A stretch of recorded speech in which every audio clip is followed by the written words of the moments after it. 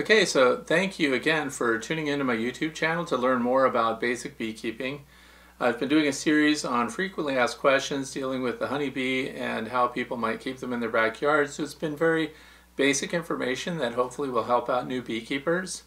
And I put out the word that I wanted frequently asked questions to be posted so that I could address them in these videos. And one of the viewers put down that they wanted to know about oxalic vaporization. So I want to explain that a little bit, and because it's kind of involved, I decided to do just this video dedicated to that treatment by itself. So first of all, we're talking about the honeybees and challenges that they have. So we already know that honeybees face a lot of different challenges, diseases, foul brood, American foul brood, European foul brood, chalk brood, trachea mites, and also we're talking about Varroa destructor, which is a widely known parasite now that predates upon the bees and attaches itself to the worker bee and feeds on their fat stores in their abdomen. So if you've been watching my channel for any period of time, then you know that I've been using bees from the bee weaver family in Texas, and I sought them out because they have been using treatment-free bees for decades now.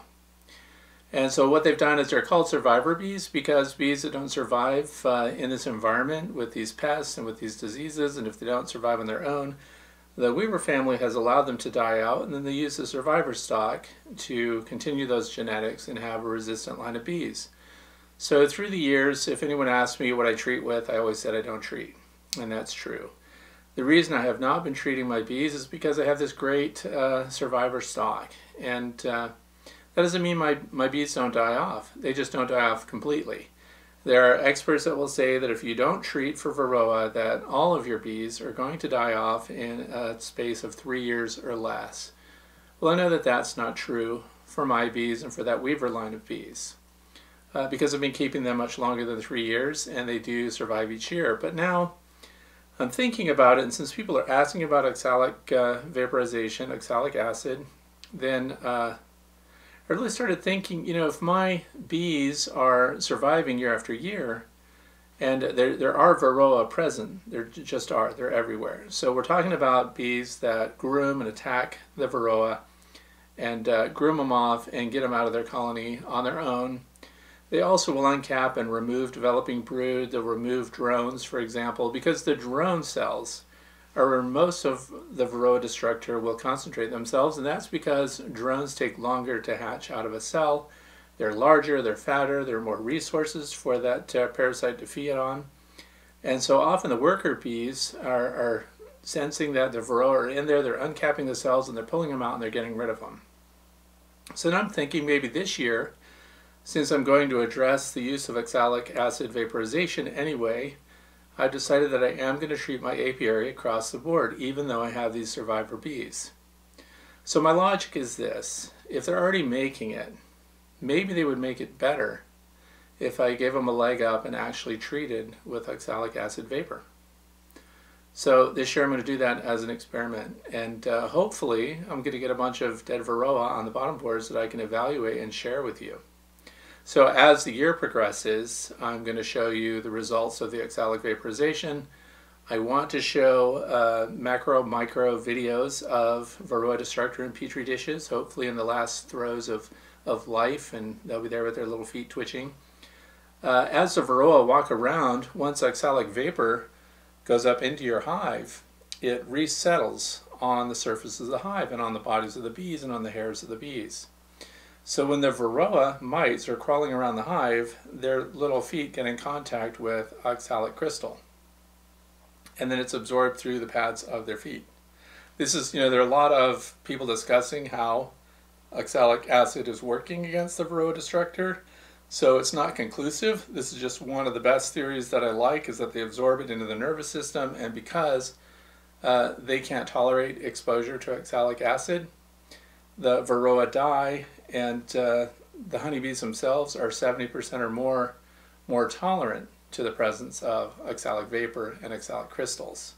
So that's what we're doing. We've introduced a natural organic toxin to the colony that is destructive to the Varroa, but only moderately challenging to the bees themselves. So the only bees that you could expect to lose, because some people have concerns that their queen, what if I kill my queen when I do oxalic acid vaporization? The only queen that's going to die from that exposure is going to be one that's already in a weakened state, that's already not healthy. So it would be something that you'd be replacing anyway. Same goes for the bees that might die during the oxalic vaporization treatment. Those will be the older bees, the weaker bees, those that already have a reduced resistance. So you're not going to lose your strong stock. The other thing is that oxalic vapor has been used in Europe for over 20 years, and we know that the Varroa do not build up immunity. So that's another reason that I like the treatment. It's something that's going to always work on Varroa, so they're not building any kind of resistance to it. I don't use any other treatment. I don't plan to use any other treatment. I want to see if it's going to work. I've been inspected by the state bee inspector 3 times. We always do this great Varroa search and we can't find any. We might get 1 or 2, but then I have to question, we're doing sugar rolls, is that effective enough? Maybe it's not, because now people do alcohol washes, and so there are a lot of methods for doing mite counts. So in the coming year, not only will I be treating with oxalic vapor, I will be looking at the mites and doing better mite counts of the bees. So I'm also going to test some mite count kits and things like that through the year. So I'm kind of excited about it because hopefully it's going to help my bees. The other thing is, the reason I'm making this video right now is you're going to want to treat coming up fairly soon. We're in February already. So when we hit March in the northeastern United States, they're going to have brood, and that's when your hives are going to start building up. And you want to do it at a time before you get into a really strong nectar flow, because you're going to pull off your honey supers when you treat, or you're going to shield them. You know, if this was a honey super here, you're going to lift that up and put a solid vapor barrier between the two so that you can treat the brood box. So as the brood develops, we're going to treat. How many cycles are we going to treat? Well, I'm going to do 3 cycles 1 week apart. So when we get to, what are we talking about? I wrote everything down. So we get into the end of February, the first week of March, around there, I'm going to do a Thursday treatment. A week after that, I'm going to do a Thursday treatment. A week after that, I'm going to do a Thursday treatment. That way, at some point in those 3 treatment cycles, all of your brood will have been exposed, and then we can kill them off. If you're bringing in package bees and things like that this spring, you want to treat those as soon as you get them, because if they're bringing any kind of Varroa with them, it's your chance to take them out, again, with oxalic acid vaporization. So those are my thoughts behind it. I figure if my bees are already fighting it on their own, maybe they'll be even better, even stronger, numbers higher, if I'm giving them a leg up. Because if you've also seen my other videos, I show the landing boards of my beehives. These hygienic bees are pulling out, you know, developing brood and everything else, and they're throwing them out. Well, maybe that's because Varroa destructor is in those cells, and those bees are doing it on their own. So they're doing what they're designed to do. They're doing what they're genetically selected to do, and that is get rid of ill bees, get rid of sickness, resist disease, and remove Varroa. So they're also removing often, you know, a large number of their hive mates, especially the drones. People feel so bad when the drones are being tossed out because they'll do it even in the middle of summer sometimes. Why are they doing that then? I don't know. Maybe there's Varroa on them. I never am able to find Varroa on them. So I consider this treatment pretty much benign when it comes to its effect on the bees, but it's going to be lethal to the Varroa. So again, subscribe to my channel if you want to see that happen. If you want to see what the results are, I'm going to share it. If I get nothing, I'm going to tell you about that. On the flip side, if I suddenly end up with hundreds of Varroa, I'm going to give you some really tight shots of that, and you're going to see what they look like up close and personal. So we're going to get right in there. So this is the oxalic acid. I bought this on Amazon. Everything that I'm showing you today you can get on Amazon. I'm going to put a material list down in my video description. So if you're trying to put together a Varroa control kit, I'm going to have everything you need right there, from the equipment to the safety gear, even to the source for the energy that you're going to use to heat up your irons here. So the oxalic acid, shelf life is forever. It's a dry crystal. Kind of like it has a sugary substance to it. The other thing is I'm going to just walk you through a mini procedure here.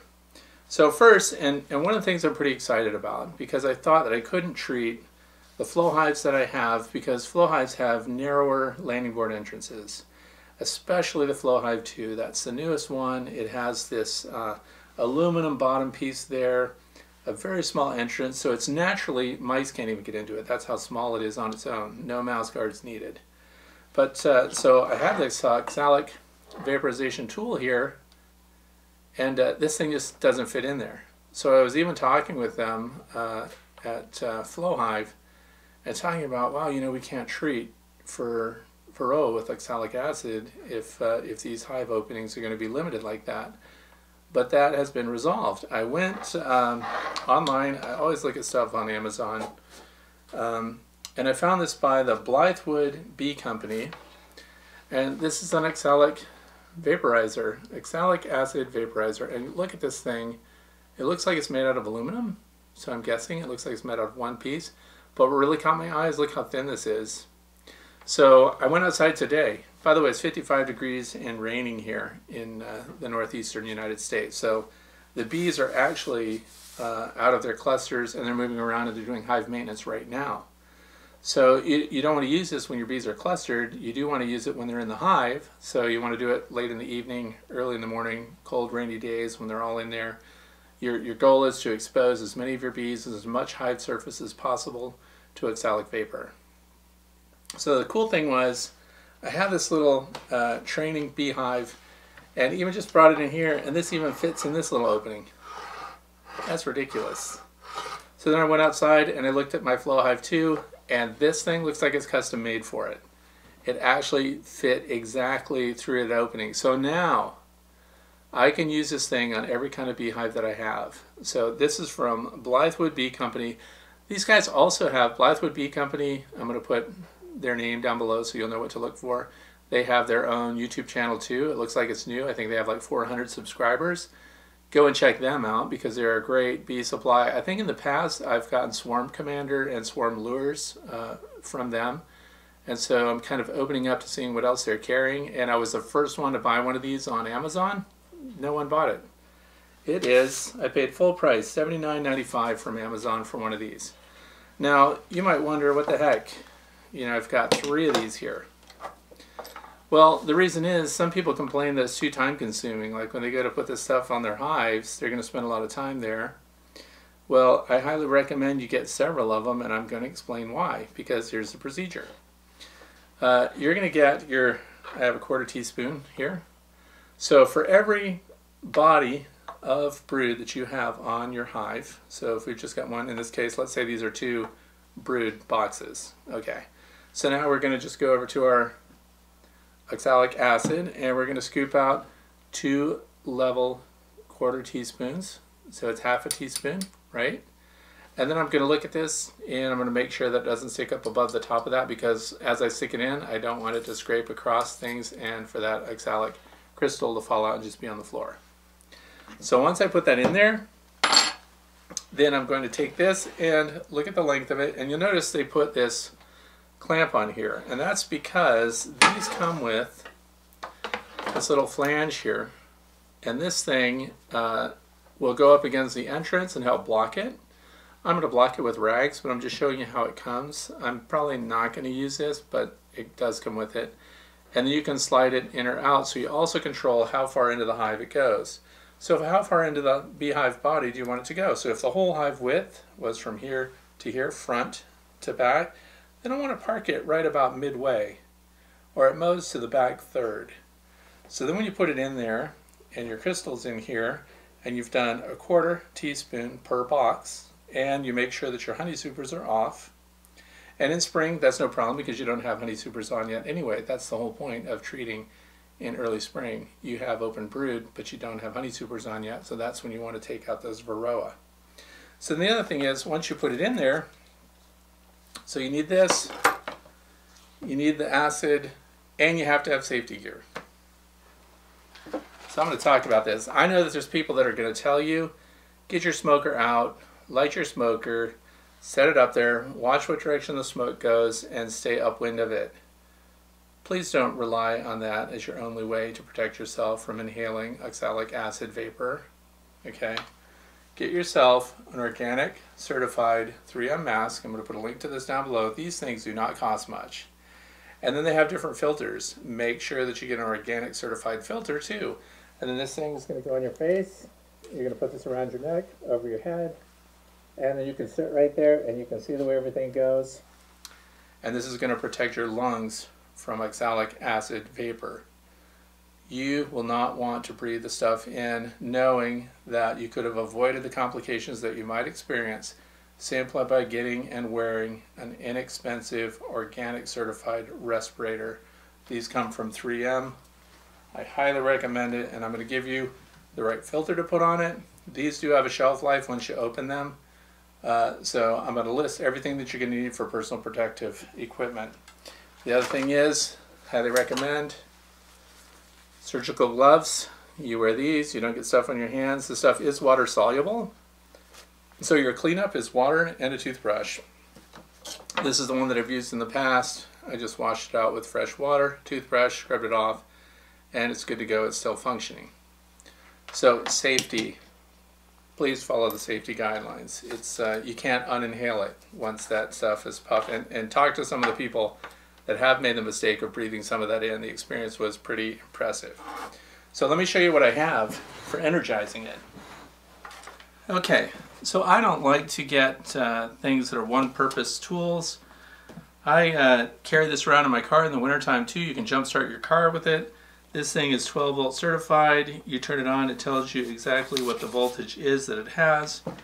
You're going to take these clips and you are going to clip them to your oxalic vaporizer.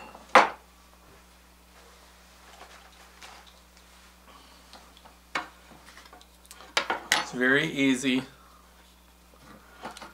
Red to red, just like that. Black to black, just like that. Okay, and you make sure that that does not have contact with anything metal. In fact, bring a piece of wood, for example, to shore it up. And then you're going to turn it on, flip the switch, you're going to give it power. And I'm going to turn it on, but I'm going to turn it off right away because we're not actually doing it right now. But then once you turn it on, you're going to want your stopwatch and you're going to hit the start button. Now I already know that it's going to take 2 minutes and 5 seconds for a full tray of this to sublimate. So once it turns into a gas, then you know that it's going to be using up these granules. Once they're all completely dissolved, you will hit your stopper again, you hit your timer, and that'll be 2 minutes and 5 seconds for me. For yours it might be a little different, but you do a test first to see how long it's going to take for all of that to sublimate and go into a gas state inside that hive. Then you disconnect it and you can go right into your next hive, leaving this one there. Why? Because we have 3 of them. I put these on a golf cart, by the way, so this is like the easiest thing ever to do. So now what happens is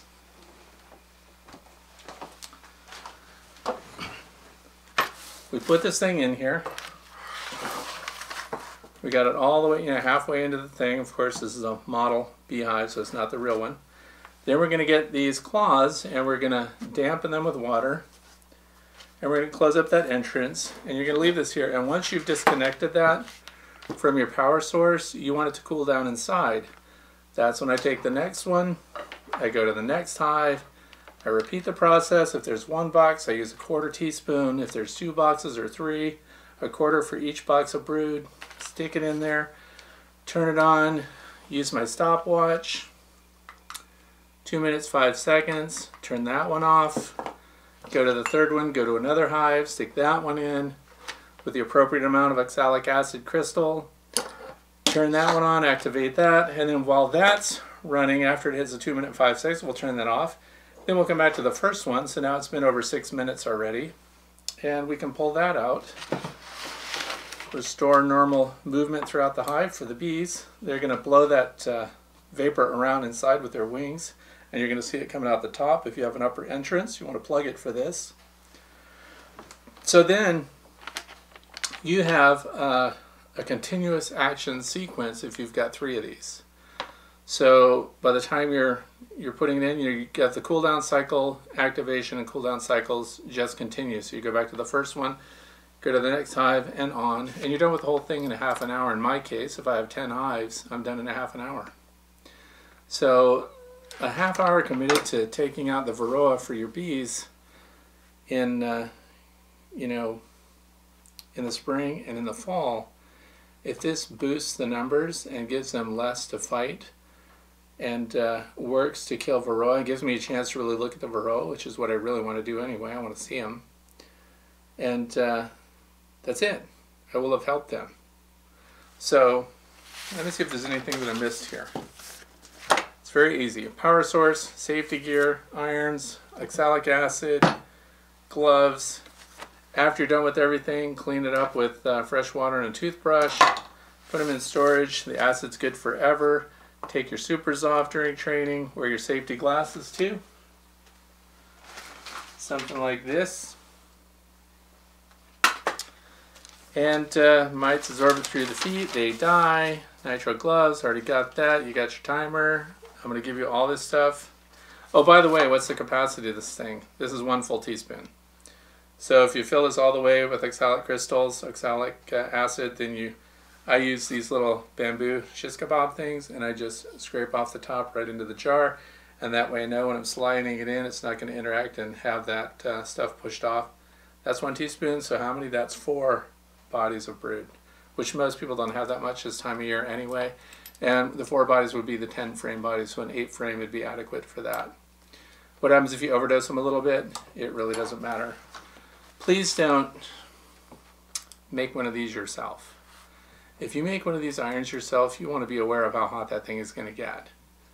Because if that overheats and you put that in there, there are a few things in a beehive more flammable than wax. So if you stick that in there and it gets really hot and you start a fire inside your hive, you're going to be very unhappy, as will your bees. So another advantage to this treatment is too, there are dribble treatments and stuff. You don't have to open the hive to do this. So all you have to do is open the landing board, stick it in there, close off all your vents, cover the front, and you're treating. So it's super convenient. And when you're done, just cool everything down, clean it off, fresh water soluble, and you're done.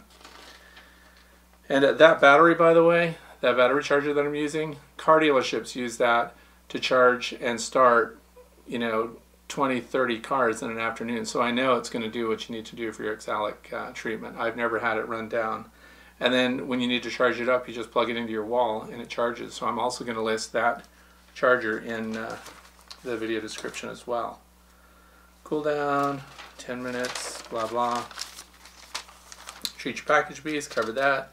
90% of exposed mites die, so only 10% of them will be left. In the end of the year, you want to treat in our area mid-October. So does that mean you can't treat in the middle of the summer? Well, you generally won't, because remember, you're going to have honey on there that you're hoping to take off. In my flow hives, once the flow supers are on, I'm not going to be putting that oxalic acid in there, even though they say it's already in your honey. I don't think I'm going to be doing that. So I'll treat in spring and fall, and we'll see what happens. If I don't get a big die-off, then it's just testimony that those bees, those bee weaver bees, are doing their thing, and they're actually getting rid of the varroa on their own. So the only queens that will die will be those that are weak already.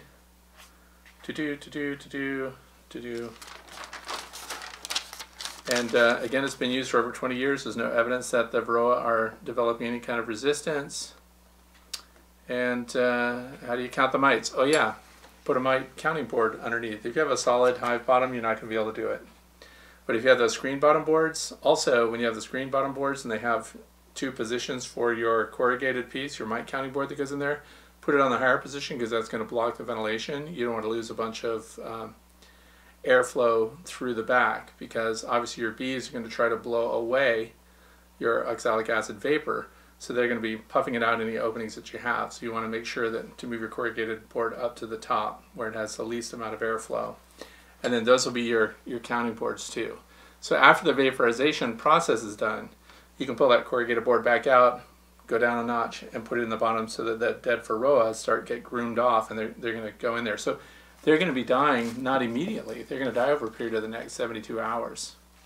remember, the Varroa are going to get out and start walking on things, and that's what's going to kill them. So the screen versus the bottom board, the solid bottom boards are tough for Varroa counts. I really like the FlowHive. I'm kind of excited now because I like the FlowHive 2 has a tray, a 3-compartment tray that's this deep underneath of it. So I will be able to collect the Varroa bodies in there. And so I'll have a really good way to just pull that, just like a drawer. You just pull it right out of the back and I'll be able to see what's going on in there. And I'm going to share that with you. And that's it. That's my presentation. Let me know if you have any questions that I did not answer about this, because I will tie in some follow-up questions on my next frequently asked questions for honeybees. Thank you for watching this. I hope it was beneficial to you. And of course, I'm going to share when I actually do it, and I'm going to show you what the Varroa look like. We're going to get right in there. I have cameras that are designed to go right onto microscopes, and we're going to see what those Varroa look like. So thanks for watching again. Leave your comments, subscribe if you like what you're seeing, and give me a thumbs up. Thanks again. Have a great day.